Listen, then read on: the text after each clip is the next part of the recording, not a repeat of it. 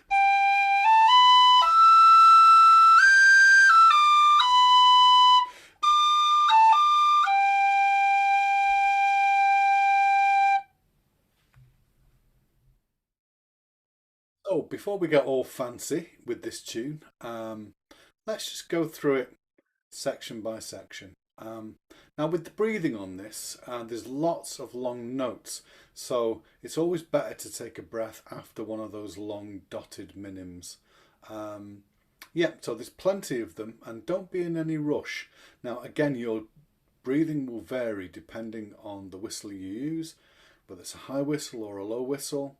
And also the brand of whistle as well, because some whistles you can breathe and they seem to go on forever, and other whistles you seem to need to be breathing all the time. And again, it's just to do with the bore of the whistle, how wide the windway is, the size of the window at the top. So all these things come into play. So I'll do where I breathe, and you may need to breathe in a different place, but we'll just go through the basic tune. And again, I'm just going to separate the notes that are the same with cuts. We're not going to do any fancy ornamentation yet, and probably won't do too much in the way of ornamenting this tune because it's lovely as the way it is. I'll play it the way that I like to play it, and I do have a few little fancy twiddles that I put in. But again, it's at your discretion. Use them if you like them, and if you don't like them, then don't use them at all. Right, so we're counting in three. Here's the count. 1, 2, 3, 1, 2, 3.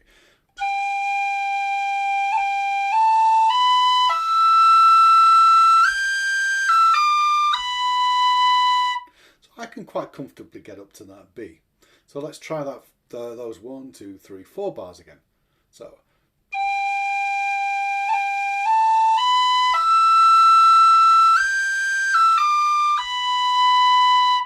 I take a breath there.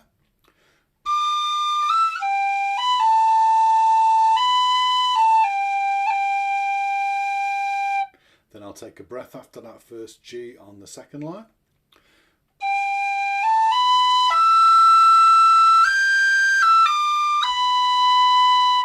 Take a breath on that B, and then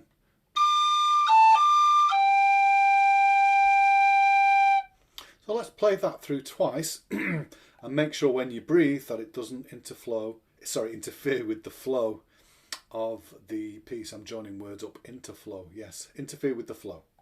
So here we go.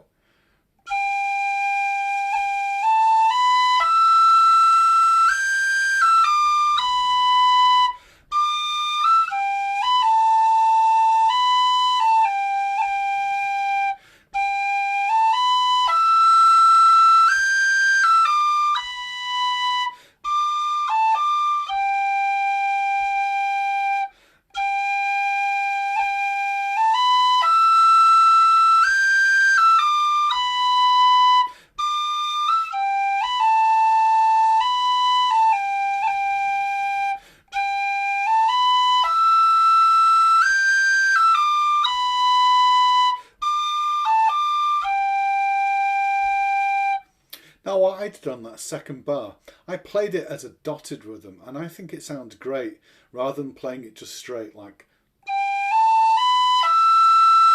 It seems to go with the natural flow because nearly all the others are dotted. In fact, I think all the others are a dotted rhythm. So I would probably go for that dotted rhythm as well in the first bar. Sorry, second bar. What's written? Again, it's personal choice, but I think I'd like to play that as a dotted rhythm in keeping with all the other dotted rhythms that seem to be in this piece. Okay, so that's the first A part. Let's have a look at the B part. So we've repeated the A part twice, and so now we go on to the B part. So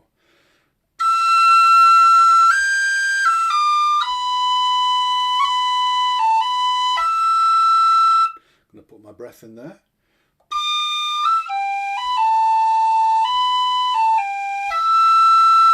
Breath.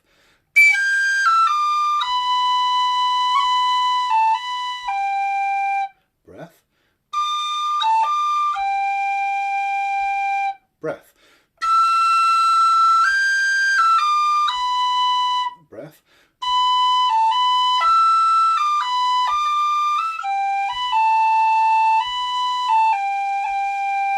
Breath.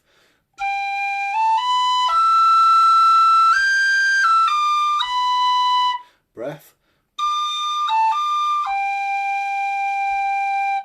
Now I took a breath where I didn't really need to take one, and this is what's known as a preemptive breath, because what we want to do, we've got 1, 2, 3, 4, 5, 6 bars where we can't really take a breath because it would break up the actual rhythm or we're in danger of displacing the tempo.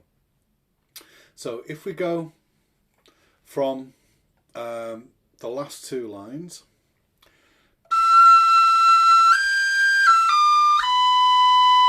so I'm going to take a breath there even though I don't need to, because I've got to get to that second bar all the way on the last line. So watch again.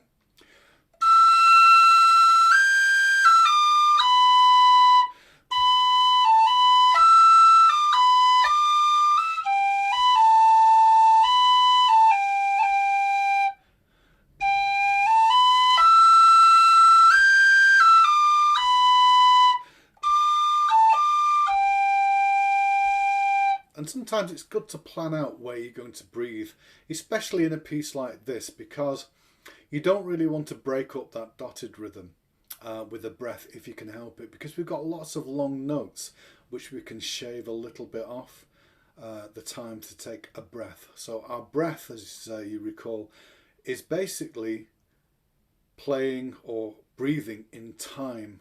So you've got a little rest there and you've got to get your breath in that time.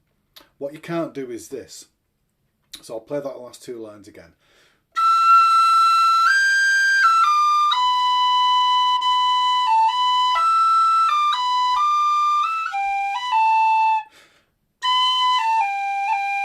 So you've taken a long gap to get that breath in, and it's got to be in strict tempo. So here we go again. So with the breath in time.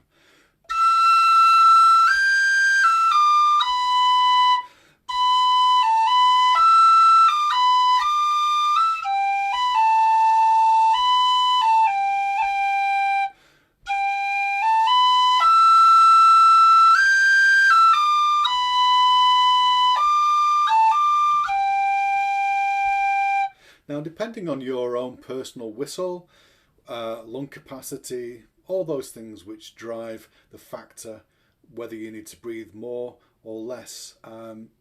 So I'm not going to specifically say you've got to breathe anywhere. It's a personal thing. Different people have different lung capacities and different whistles and all of that sort of thing. So, but just be aware of how you're going to incorporate your breath into the phrasing of this piece, because the breath and the notes have to be in sync, and breathing is part of whistle playing. And even though we don't consciously think about it very often, it's good to from time to time, because the breathing and the notes are all incorporated and the breath has to become part of the music.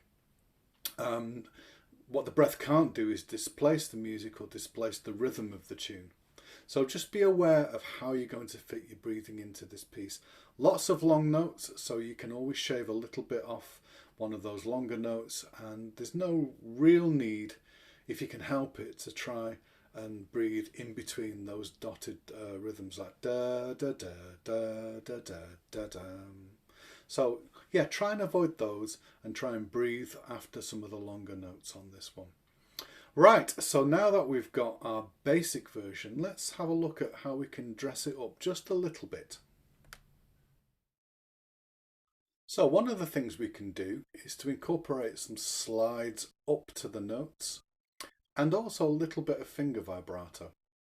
So finger vibrato is great, but you've got to be careful not to make it too wide or too shallow, otherwise it doesn't really sound that good. And I'll show you what I mean. So if we go, let's say a high G for instance. So I'm going to slide up to that high G in the third bar.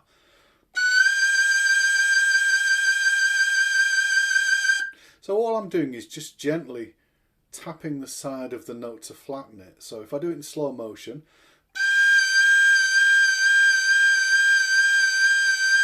so I'm just using this F sharp. Now if you want a wider vibrato, you can tap it with two fingers.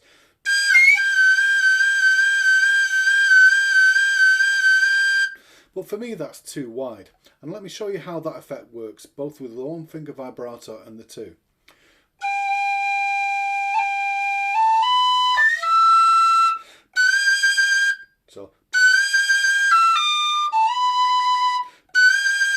So that's the one finger.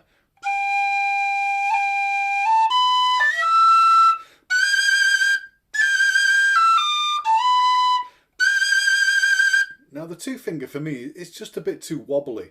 It reminds me of one of those old-fashioned operatic singers, or the old sopranos way back in the Victorian times. I used to do this really wide kind of vibrato. That. Yeah, for me it's too much. I prefer something a bit subtle. So I'm just going to go. So it's nice, it's regular, yeah, but we want to try and keep it so that it's a nice regular sort of pulse, yeah.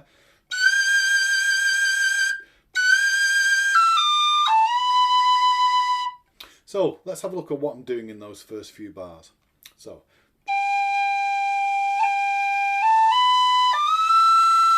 I'm going from the D to the E, sliding up, so I'm going.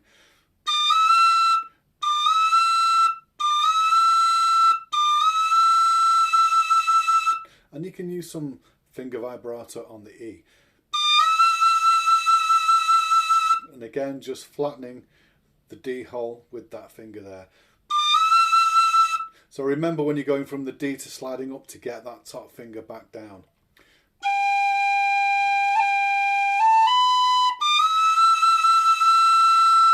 Up to the high G. Now I'm sliding from the A to the B on that long B. So I'm pushing and lifting. And to get the vibrato, again, different ways. This one gives you a nice subtle. So I'm actually bouncing my fingers off those holes there.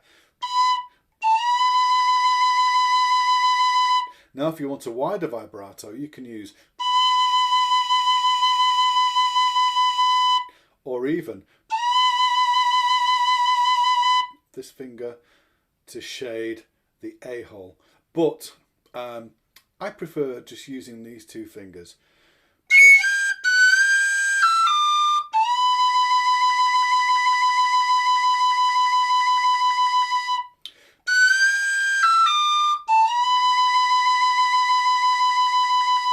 Now, if you want, you don't have to push and lift. You can pull and lift if you want. Gives you the same effect.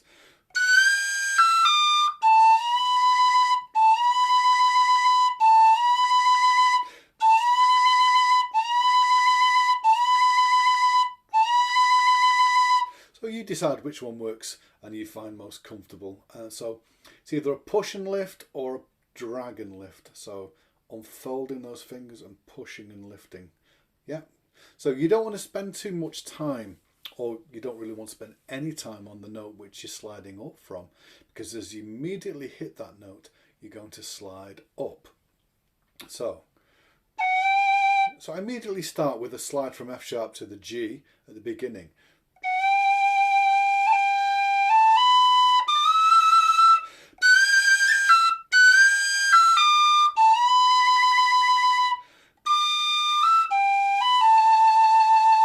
And again, so for the A finger vibrato, I'm using these two fingers. Or you could use just the one finger, or even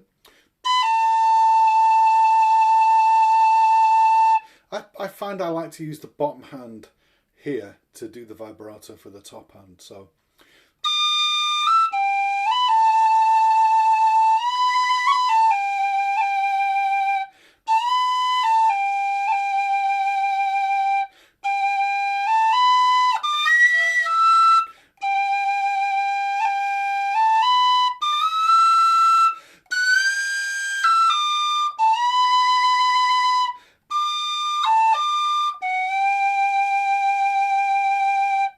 those long notes and even some of the dotted crotchets sound nice if you add some finger vibrato. So you don't have to, and you don't have to do it on all of them. You can decide on which ones you want to. You might just do it on the longer notes, or maybe even just the last note. So we could go.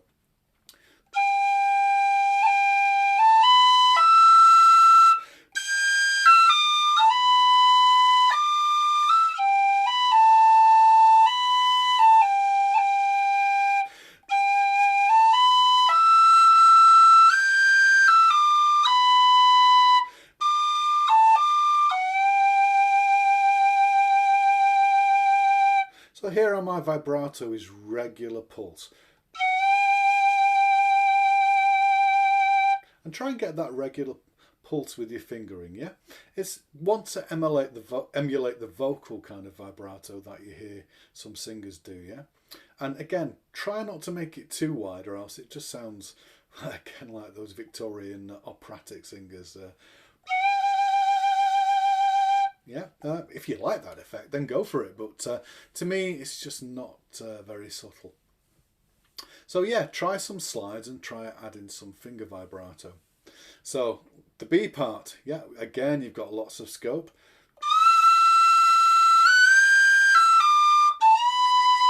Again, I'm sliding up from the A to the B, and the B, D to the E.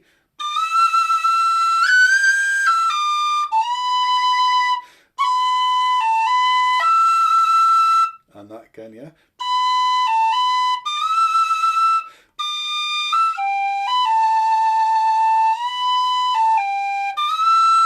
Yeah, so I'm using lots of slides there. Sliding on the B.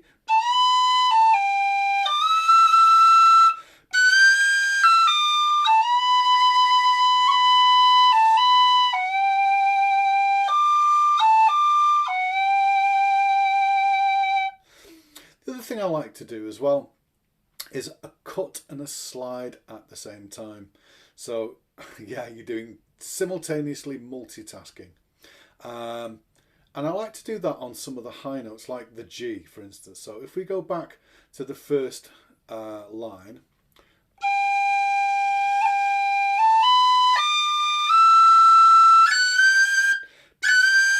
so I'm cutting and sliding. So I'm putting the cut on the note which I'm sliding up from. So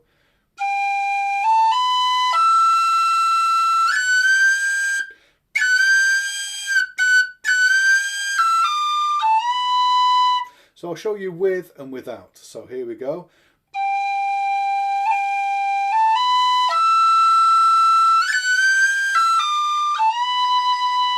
Now without.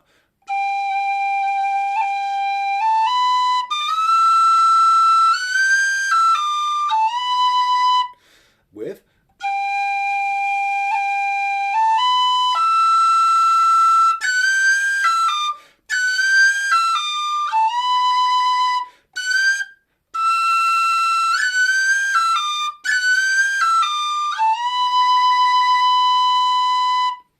So again, what I'm doing is I'm minimizing my tonguing to really just tongue the first note after I've taken a breath. I'm using cuts to separate notes which are the same. However, with the cut slide, it always sounds to me a bit cleaner if you tongue it as well. So you're doing three things at the same time. So gonna need to practice that one. So you're cutting, sliding and tonguing the cut at the same time. So if I show you the full effect.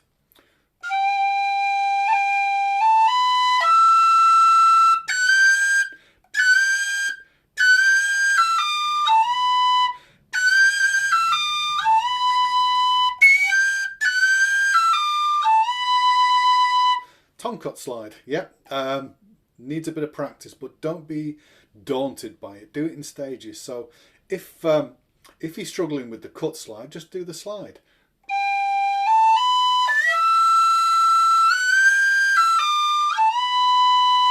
Now with the cut slide.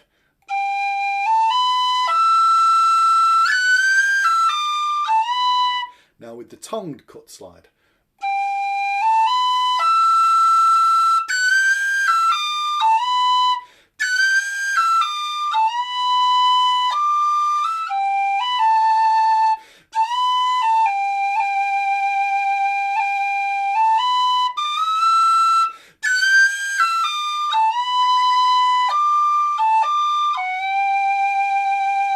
So you can do that cut slide or just try it on the high G. But as I said, you know, take your time with it. If you don't get it at first, just do the slide, then add the cut. And then once you get comfortable with sliding and cutting at the same time, you can do the tongued cut slide. It sounds great. It really lifts some of those high notes, especially when you're cutting, sliding, tonguing and adding finger vibrato. So we're going.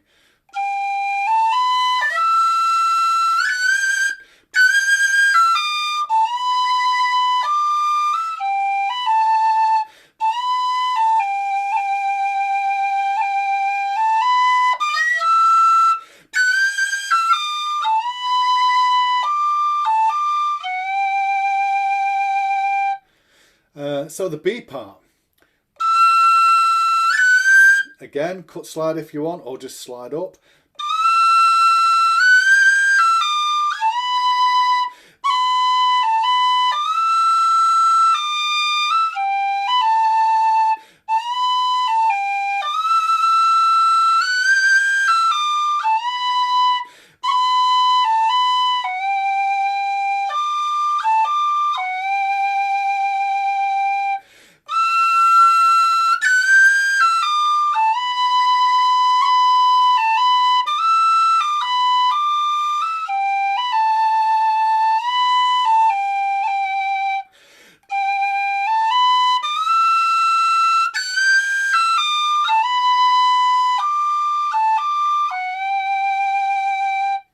So we're minimizing the amount of tonguing we're doing so we can get a lovely smooth flow going with this piece. So that's pretty much how I would approach this. Regarding sort of fancy flutters of ornamentation, there's only one thing that I do, and I like to throw it in from time to time, and it's a cheeky little ecran. Now, again, if you don't like it, don't use it. And again, it's easy to probably overuse it, and I wouldn't want to do it on every single opportunity, but it's nice to throw it in as a little kind of variation. So we've got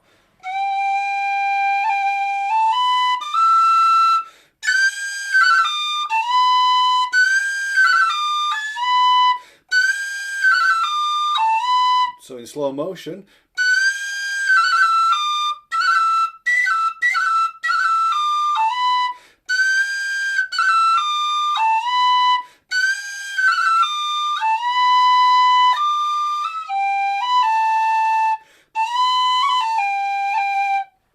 And again, there's another little thing I do, which is on the B.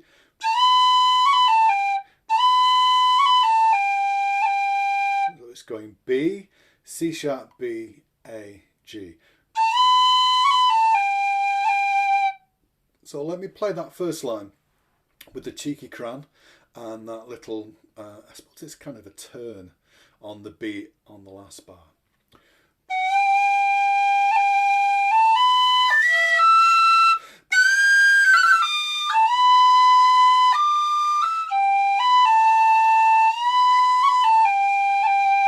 Yeah.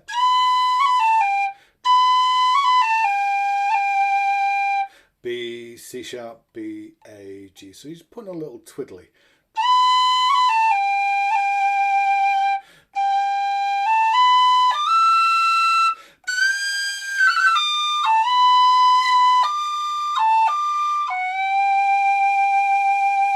And that nice slide up from the F sharp to the G on the last bit.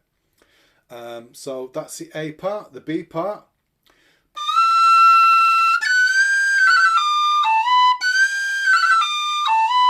You can put that cheeky little cran if you want.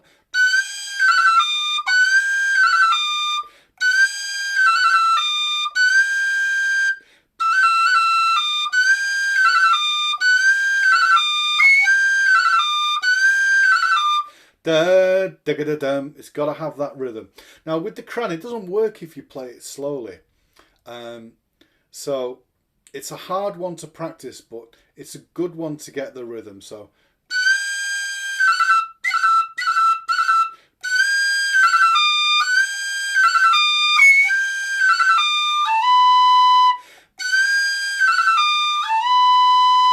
but again, don't worry about the cran too much. It's quite an advanced ornament, and I just chuck them in because I like craning.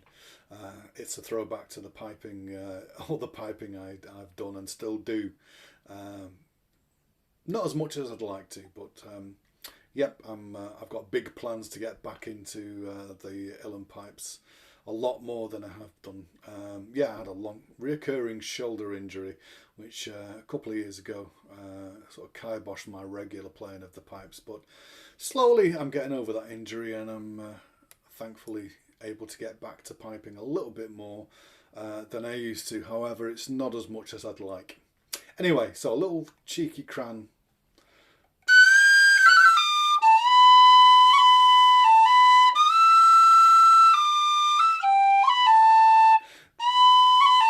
And you can do that little turn again there. Little slide up from the D to the E. So that's on the fourth line. Yeah, so if we go from the third and fourth line.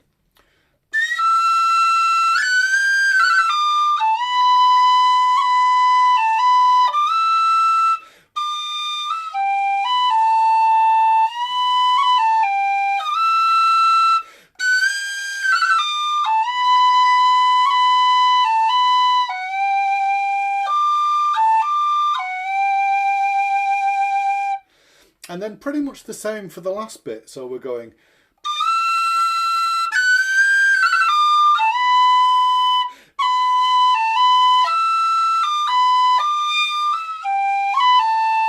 Now let's put a cut on that short B. Just gives it a little bit more of an accent. So it's going.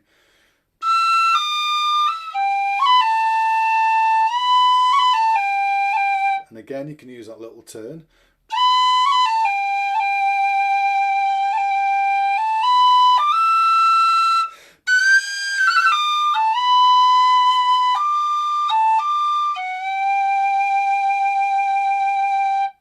So there you go. You can throw that cheeky little cran in from time to time. It might be too much if you're doing it every single time. But that little turn on the B is nice, a nice little touch. Other than that, I keep it fairly straight and simple. In fact, it sounds lovely without any ornamentation at all. It's such a great tune. It's an absolute belter that Phil Cunningham wrote. Yeah, and have a lot of fun playing it. So I'll play it through for you. My own stylings of this Youngest Ancient Mariner. Again, I'm not going to play it fast. And here we go.